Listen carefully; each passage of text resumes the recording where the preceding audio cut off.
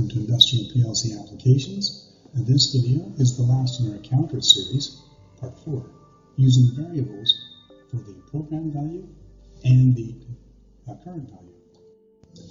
In the past 3 videos, we learned that the count up, count down, reset, or load inputs had to be booleans, and we used discrete I/O such as _IO, _AM, _DI, 05. And for the program value and the current value, we had to use dints. So in our example here, what are high-speed target or high-speed cycle count? There are no yellow warning signs, so this can't be a mistake. And this counter input, PV and LCD, are dints, and we have to look to find their values. Well, I guess the first step would be the variable selector or variable monitor. Well, that's no help at all. There's nothing here about the PV or CD, so they can't be aliases. So, what exactly are they? If we look a little further down the variable selector, we find there's some other dints, but they have no values. So, does this mean that counters won't count? No, it just means that they get the marching orders elsewhere rather than immediate instruction. We have to do something. When the counters or timers, or other instructions, have variables instead of an actual value, the variables are nominees. That is, a variable created to act like a placeholder, which allows the program to rewrite the target instruction and insert a different count number, etc., without having to stop the process or go into program mode. We're going to take a very quick detour here with a sidebar instruction. The move instruction, MOV, is used very often in a lot of programming. So there are a couple of different moving data instructions. There's the MOV or move and the COP, copy, which behave somewhat differently. Both of them are an instruction class known as destructive. That is, they will write over any existing data. In this particular instruction, you only have 2 parameters that you can enter, I1 and O1. I1 will be the source variable of the information to be moved. It can be a particular number if you want to know just a single number, or it can be another variable location. The O1 is the destination variable of the information to be used. The source and destination must be of the same data type and size. You can't put a Mack truck into an orange, and move instruction instructs the PLC to take the value of the I1 variable, the source, and place it into another variable, the O1 destination. Alright, so we have to actually always when we start manipulating data through nominees. They count up and I'm using the 25, 26, and 27 to determine the number of cans that will fit in the box that we're looking at. So the number that we're going to count, select, then I trigger 25 is going to be 6, and 7, and count that.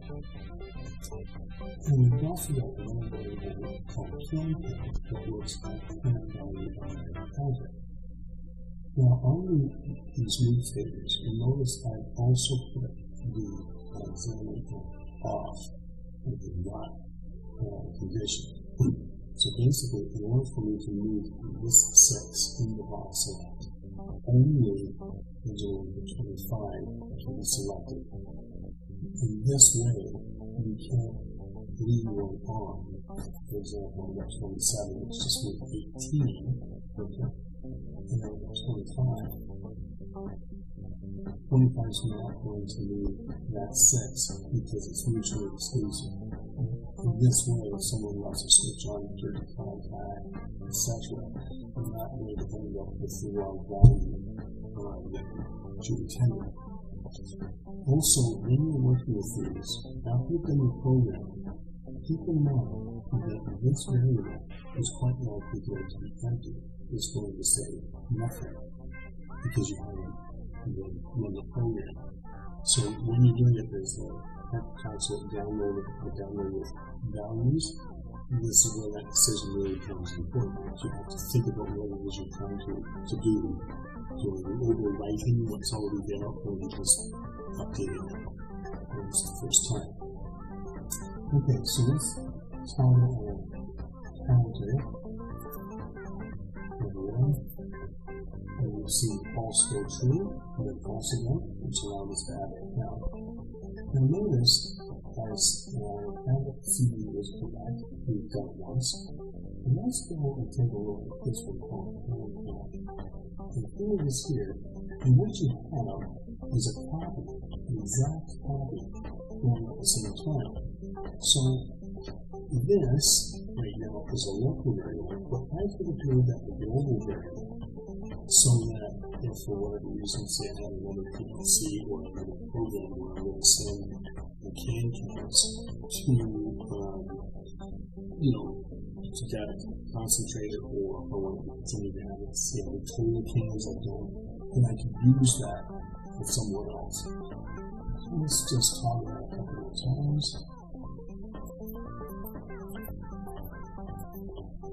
And for each transition I make in the top here, it's also being registered in location. So once I get finished, notice that I left the switch on. The pulse is still saying, yeah, but I haven't seen the false yet. Okay, now I'm going to take it one more time. I'm now at 6, and my key is turned on. Let's do a 22, just to see if it's reloaded. So it's going to take the value, and it's going to return our can count back to 0. At the same time, the CD and the can count are both being manipulated. We have another down. Let's scroll this for a second.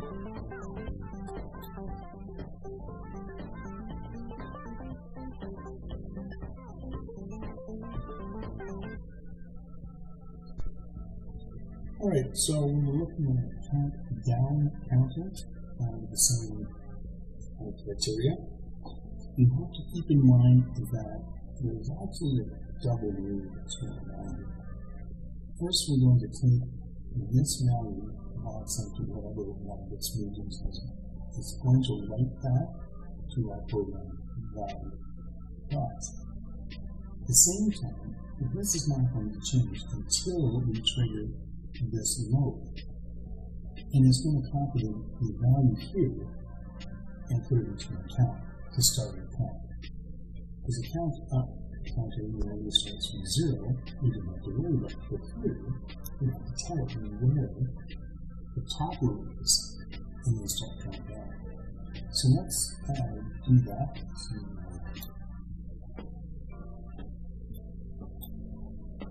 Similar. So I'm going to do the math on this. Okay, so let's load that up. And 6 here, we have 6 here, we have 6 and 6. And we're looking at a 10, and watch it happen at the same time.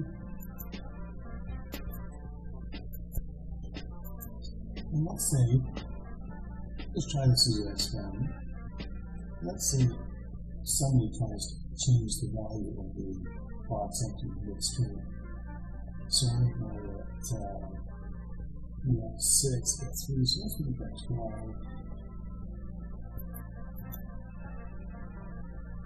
Okay, so if I carry counting down,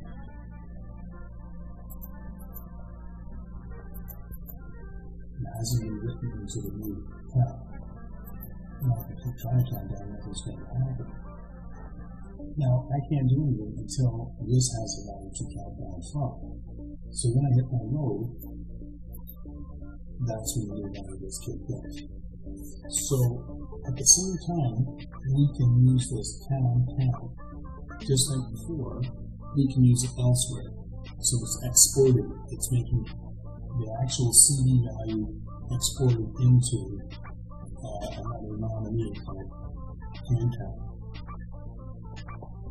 So when you're working with it, if you see in these boxes of a timer or a counter, another instruction, basically it's another copy of it that's storing that location as well as in the box instruction, so you can manipulate it in that part of the program.